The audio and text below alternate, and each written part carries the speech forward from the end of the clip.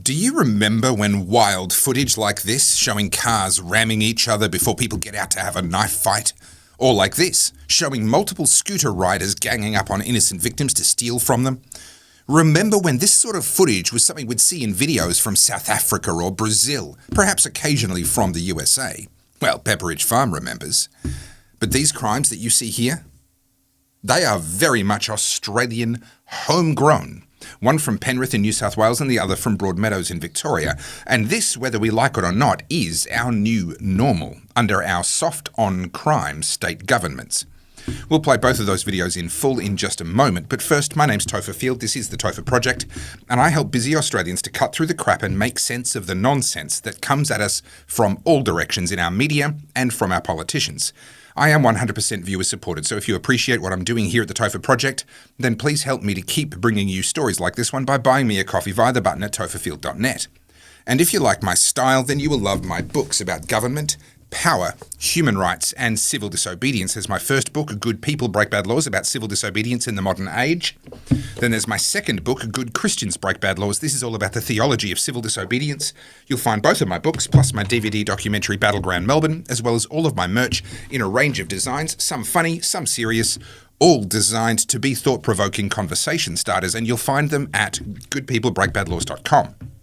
And don't forget, I am discontinuing 5 of my designs this weekend, at the end of November, never to return. So head over to goodpeoplebreakbadlaws.com and get yours now, before the end of Sunday, which is also the end of November. Let's start with this ram raid in Broadmeadows, just up the road from where I grew up. You should get away. Get away! Oh my gosh! Oh.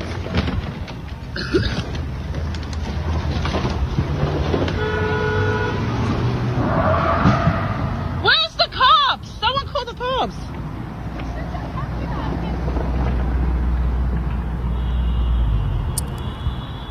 This is crazy.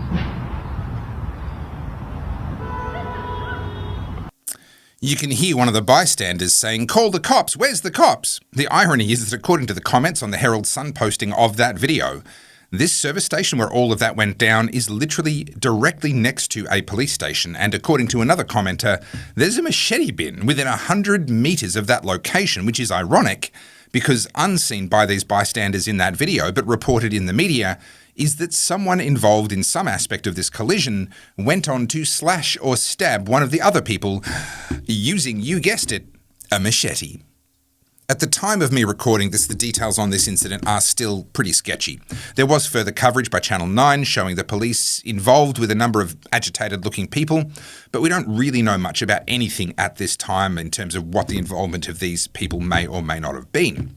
But based on what we can see in that video, it doesn't look to me like a run-of-the-mill road rage incident. The driver of the Kia was pretty careless about the damage he was doing to his car, which makes me wonder if the Kia, which did appear to be the main instigator, at least as far as what we saw in that earlier video, might have been stolen. I don't know. But it certainly seems likely to me based on what they did. And the fact is that someone in one of the cars had a machete, which suggests that this weren't just a bunch of run-of-the-mill people out to get milk and cookies. What we do know is that this is the new normal in Australia, and we can say that because this is just another in a string of incidents. Which brings us to the new fear that we've just unlocked here in Australia, scooter bandits. Some dude is just taking some food to someone, an Uber Eats delivery driver sitting at a set of lights, and bam, he gets knocked off his scooter gets stolen, and off they go as fast as they arrived. Australia is now among the ranks of third world countries where criminals hunt in packs with scooters and spare passengers, striking without warning and disappearing just as quickly. This really is third world stuff, but before we get the usual suspects saying this is all because immigration, we're getting third world crimes because we imported third world people, maybe bite your tongue for a second because, well, have a look and pay attention to the skin colour that you can see on people's arms and legs. The victim? Well, he almost certainly is an immigrant, perhaps a student, perhaps not, but he was working, paying his own way, by doing a job that most Australians are not willing to do, delivering food to people's front doors. The mob who attacked him? Well, we don't know about all of them, but we know for sure that at least some of them were very much white because we saw their lily white legs that looked like they hadn't been outside of their mother's basement in their entire lives. Then there's this genius who was arrested 1 hour later after he crashed the stolen scooter and was still in possession of the victim's stolen phone, and he was also carrying a knife, just by the way. And if you have a look at his hands, yeah, the blame immigrants for everything bros are going to be crying into their milk right about now. The fact is that we're not seeing crimes like this because we've imported third world people. It's worse than that. It's because we are running a pathetically soft-on-crime, allegedly first-world justice system, which is to say that we're running no justice system at all. Instant bail, endless second and fifth and 40th chances, light sentences if they ever get any sentence at all, and police are infuriated and demoralised by having to risk their necks arresting and re-arresting the same handful of people over and over again, knowing that the courts will just release them back onto the streets so they can keep reoffending. This isn't happening because immigrants. It's happening because government. We did this to ourselves. There's 2 layers to this problem with government and crime. The first is that the government itself is what stops us from taking matters into our own hands and doing it properly, delivering some rough justice. We're not allowed to teach these sorts of assholes a lesson via the school of hard knocks. Oh no, you'd better leave it to the courts. And if we were to take matters into our own hands, you'd better believe that we would be dragged before the courts and they wouldn't be nearly as nice to us as what they are to these lowlifes. So that's the first problem. We have to think twice before so much as protecting ourselves and forget about actively fighting back. That's not civilized. And in this civilized country, we have to let the system do its job. But it's not. So we're not only disarmed, we've been neutered, tamed, made into docile victims for those people who are still willing to use violence. This is why I'm a staunch advocate for castle law and the absolute right to self-defense, including violence, killing somebody if that's what it takes to defend yourself and your family. And you'll see lots about that in my previous videos, but right now in Australia, self-defense is technically legal, but in practice, it's borderline illegal. The second problem with our government is that catch and release justice system that just doesn't do its job. There is no justice. Something has to give because the temperature is rising. People are getting sick of this. The escalation in violent crime in just the last few years has been extreme.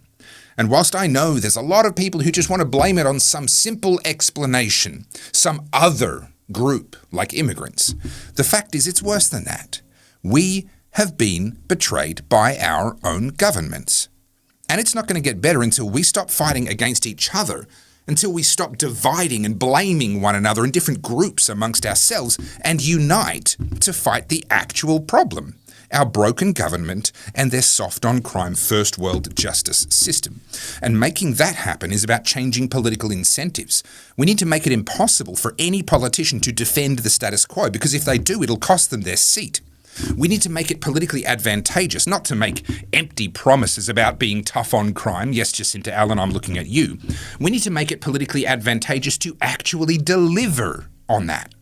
Actually being tough on crime, actually funding our prisons so that they can remand violent criminals in custody until trial, actually ensuring that the bail laws aren't releasing violent reoffenders, making sure that sentences actually reflect the severity of the crimes. Changing political incentives is about changing us. It's about changing how we vote and what we accept as normal. So first and foremost, we need to get loud, reject this new normal of third world crime and blame not the immigrants, but the real villains, the bleeding hearts who gave us this first world compassionate justice system. My name's Topher Field. This is the Topher Project, and I help busy Australians like you to keep up with the world as it changes around us. I am 100% viewer supported, so if you appreciate what I'm doing here at the Topher Project, then please support my work by buying me a coffee via the button at topherfield.net. Check out my books, DVDs, and merch at goodpeoplebreakbadlaws.com. And remember that in just a day or two, 5 of my classic Topher designs will be disappearing forever, including my personal favourite, Too Much 1984, Not Enough 1776.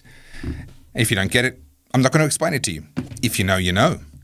Along with my second favourite, which is History, saying, don't make me repeat myself, plus the funky version of the Good People Break Bad Laws design, The Truth Will Set You Free, and Niet Zero. And if you don't buy them by Sunday night, 30th of November, that's it. Those designs are gone forever. So head over to goodpeoplebreakbadlaws.com and grab yours now, and everything you buy will help me to keep the Topher Project going. Thank you also for watching to the end, because the algorithm loves you, And so do I. Please like, comment, subscribe, and as always, think free.